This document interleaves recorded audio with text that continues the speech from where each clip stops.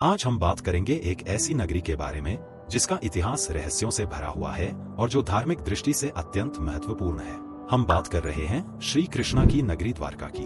तो चलिए हमारे साथ इस विषय के बारे में गहराई से जानते हैं। द्वारका गुजरात राज्य में स्थित एक पवित्र और प्राचीन नगरी है। इसे भगवान श्री कृष्ण की नगरी भी कहा जाता है। पौराणिक कथाओं के अनुसार भगवान श्री कृष्ण ने मथुरा छोड़कर यहाँ द्वारका नगरी की स्थापना की थी।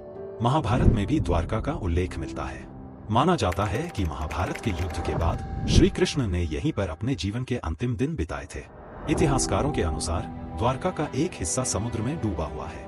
1983 में भारतीय पुरातत्व सर्वेक्षण ने समुद्री द्वारका के अवशेष खोजे थे, जिनसे प्राचीन द्वारका के अस्तित्व की पुष्टि हुई थी।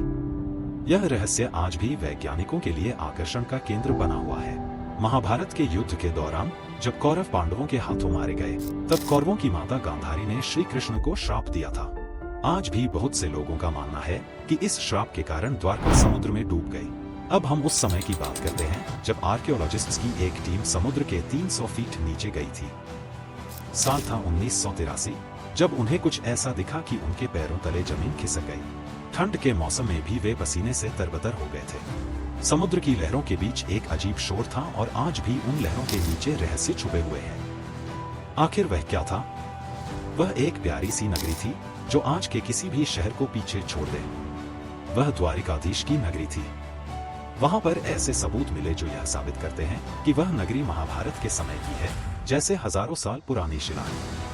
कहा जाता है कि श्री कृष्ण कंस का वध करने के बाद मथुरा में रहने लगे, लेकिन कंस की मौत का बदला लेने के लिए उनके ससुर मथुरा पर हमला करने लगे।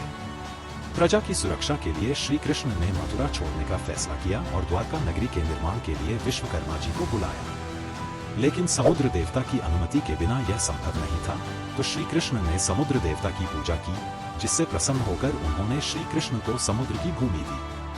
श्री कृष्ण अपने परिवार और प्रजा के साथ द्वारका में रहने लगे और द्वारिकाधीश बन गए। द्वारका एक ऐसी नगरी बन गई थी जहां लोग आपस में प्रेम और स्नेह से रहते थे।